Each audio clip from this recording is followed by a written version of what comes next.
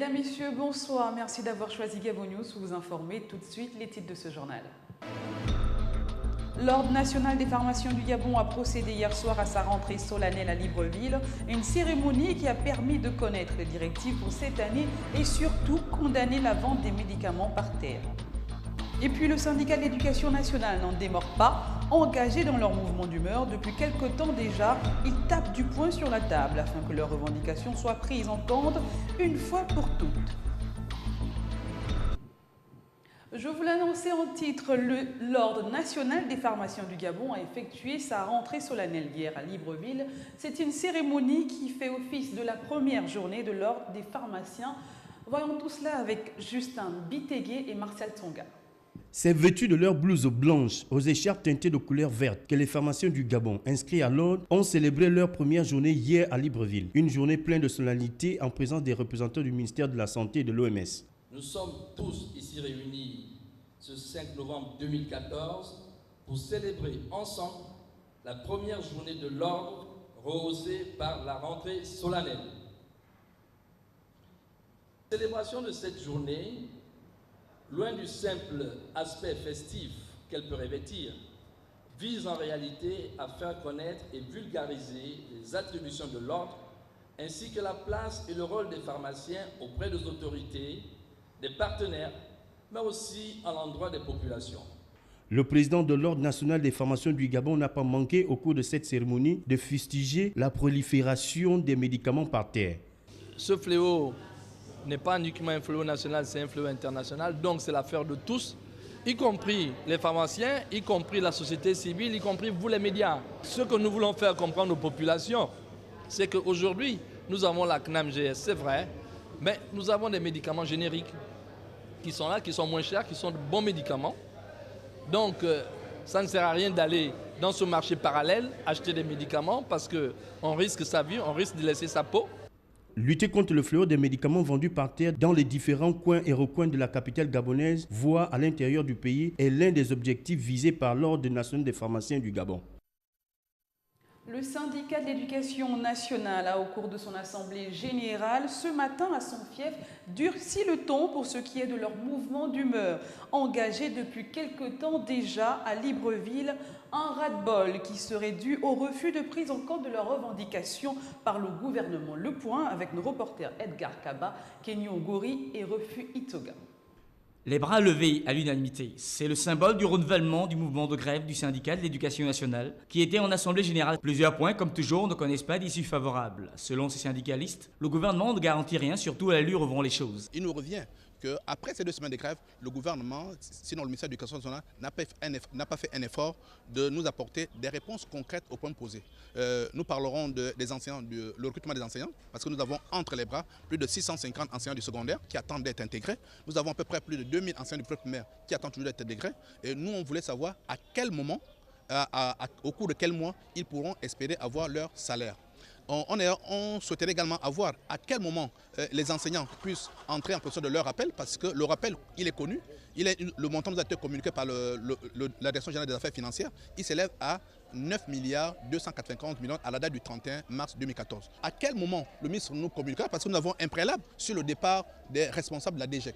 Donc nous avons demandé à ce que tous les responsables de la DGEC soient démis de leurs fonctions après effectivement des éléments de tout ce que vous avez connu au niveau du bac comme erreur, comme fraude, comme dysfonctionnement. Donc nous avons demandé le départ de tous les responsables de la DGEC. On n'a pas reçu de réponse là-dessus. Nous avons également demandé à ce que les vacations, la PIF dont les listes avaient été affichées, à quelle période ces collègues pouvaient être en possession de leur argent. Donc c'est des simples questions auxquelles nous souhaitons avoir des réponses, mais jusqu'aujourd'hui, on n'a pas eu de réponses affirmatives, des réponses concrètes à ces questions-là. Au-delà des autres revendications, il y a la très convoitée prime d'incitation à la performance, toujours très attendue dans ce secteur. Le problème qui fâche aujourd'hui, c'est le problème de la PIP. Il faut relever que les enseignants n'ont jamais demandé la PIP. Mais lorsque la PIP a été décidée d'être octroyée à tous les fonctionnaires, les enseignants ont dit merci. Parce que de nature, les enseignants sont excellents. Et nous avons dit, si la PIP est donnée, mais pourquoi pas? Pourquoi il sera refusé aux enseignants? Et puisque cette confirmation nous a été donnée, on demandait simplement à quelle période les enseignants peuvent espérer avoir leur PIP. Le secteur de l'éducation nationale a décidé de reconduire son mouvement de grève pour 2 semaines afin d'attendre la réaction du gouvernement. Ensemble, pour établir une dynamique unitaire, les centrales du syndical, j'y arrive, du secteur éducatif gabonais se sont réunies ce jeudi pour établir une stratégie commune de communication et d'action afin de faire pression sur le gouvernement au moment où les syndicats de ce secteur agissent dispersés. Kenyongori refuse Itoga. Le Congrès des agents publics et privés de l'État s'est réuni ce jeudi en vue de fédérer tous les syndicats du secteur de l'éducation autour d'un thème axé sur la dynamique unitaire des syndicats du secteur éducation, tout en s'interrogeant sur l'avenir de la jeunesse gabonaise. Ces responsables accusent le gouvernement de division.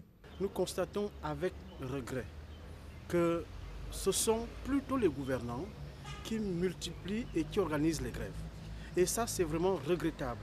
C'est pour cette raison que nous avons appelé à cette concertation pour essayer un peu d'examiner avec objectivité ce qui se passe réellement afin de se projeter à court, moyen, long terme.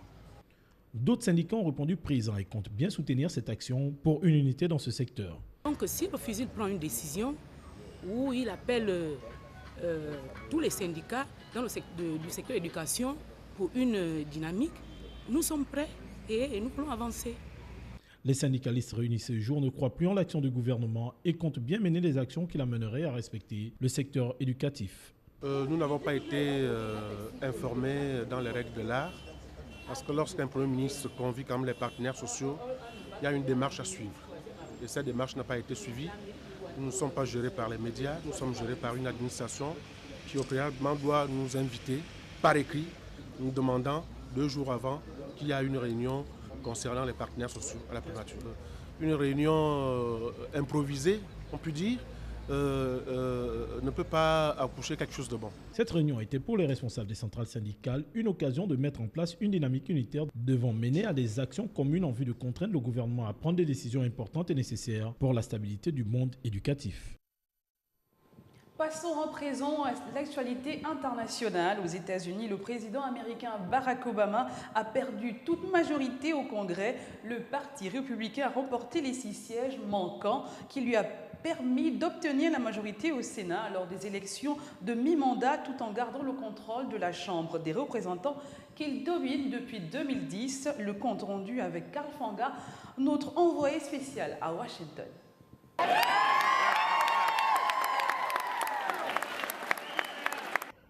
Les républicains ont frappé un grand coup hier soir en reportant la majorité au Sénat et au Congrès des États-Unis. C'est un véritable retournement de situation qui a vu le parti de Barack Obama perdre près de 10 sièges au Sénat et 63 au Congrès. Ici, tout le monde parle de raz-de-marée et de vagues de changement pour illustrer la victoire résonnante des républicains.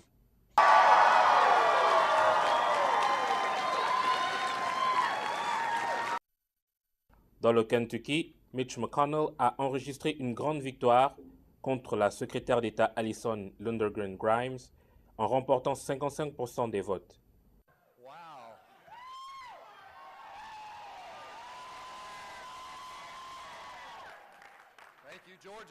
La course sénatoriale, qui avait été pourtant annoncée comme serrée dans la Géorgie, ne l'a finalement pas été. David Perdue a remporté 53% des votes contre 45% pour Michelle Nunn. Les courses gouverneurales n'ont pas été différentes. Là aussi, les républicains ont pris de nombreux sièges, surtout dans des États considérés comme démocrates, à l'instar du Maryland, Massachusetts et l'Illinois de Barack Obama. Le président américain se retrouve désormais isolé, sans alliés influents au Sénat et au Congrès. Il devra maintenant trouver un compromis avec les républicains s'il veut assurer que ces 2 dernières années ne soient pas remplies de luttes partisanes. M. Obama se réunira aujourd'hui à la Maison-Blanche avec ses conseillers afin de discuter des résultats des élections. Restons toujours aux États-Unis. Les centres de vote se sont fermés progressivement sur toute l'étendue du territoire à partir de 19h hier soir. En Géorgie, où résident de nombreux Gabonais, les membres de 2 grands partis se sont rassemblés en attendant les résultats. Voyons tout cela toujours avec notre envoyé spécial aux États-Unis, Karl Fanga. En attendant les résultats des votes de l'élection à mi-mandat aux États-Unis, en retard dû à des erreurs techniques, les partisans républicains et démocrates de la Géorgie se sont retranchés dans leurs camps respectifs pour attendre les résultats définitifs. On peut avoir beaucoup d'argent et même faire beaucoup de publicité. mais ce n'est qu'avec votre support que l'on peut réussir. Et je suis sûr que ce soir, nous avons réussi. L'autre côté de la ville, à l'hôtel Hyatt, le camp démocrate de Nunn et Carter se sont rassemblés en attendant eux aussi l'annonce de leur victoire. Je m'attends à ce que Carter devienne le nouveau gouverneur de la Géorgie. J'espère que cette nuit sera longue. Passez tous une très bonne soirée. Discutez et pensez au fait que nous sommes en train de changer la Géorgie et de redorer ses couleurs. Merci à tous. La Géorgie, qui accueille beaucoup de ressortissants gabonais, est l'un des États les plus contestés de ces élections, que ce soit dans la course sénatoriale ou gouverneurale. Ici, les sondages de dernière minute prédisent une victoire républicaine. Cap à présent en France, où l'Union des femmes du Parti démocratique gabonais, UFPDG, a fait sa rentrée politique samedi 25 octobre dernier à 15h30 à Cambronne, dans le 15e arrondissement de Paris, sous le thème « Femmes actrices d'un Gabon émergent ». C'est un reportage de notre correspondant à Paris, Jacques Jarel-Siga.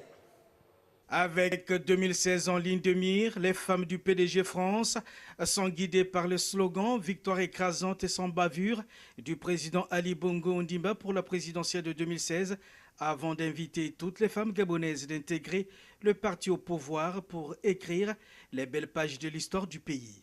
Faire du Gabon un pays émergent n'est pas une illusion. Le PDG France soutient et encourage Ali Bongo Ondimba dans cette prouesse. Exhorte tous les Gabonais et Gabonaises encore sceptiques, de France ou d'ailleurs, à regagner le train de l'émergence déjà. L'UFPDG est ouverte à toutes les Gabonaises qui le souhaitent et elles sont toutes la bienvenue. Pour mettre les plus sceptiques au cœur des actes posés par Ali Bongo en 5 ans à la tête du Gabon, les femmes du PDG France ont présenté un film de 44 minutes réalisé par la presse présidentielle sur les grands travaux de transformation du Gabon depuis 2009 par le président de la République.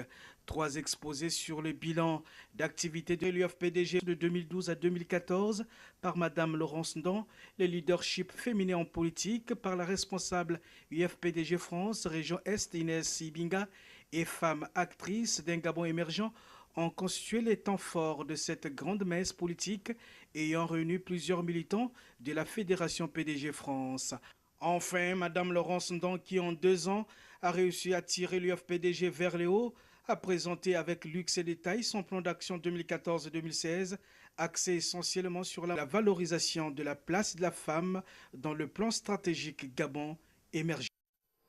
Voilà, c'est ainsi que s'achève cette édition d'information. Merci à vous de l'avoir regardé. La suite de nos actualités sur les www.gabonnews.com. Je vous souhaite à tous une excellente soirée.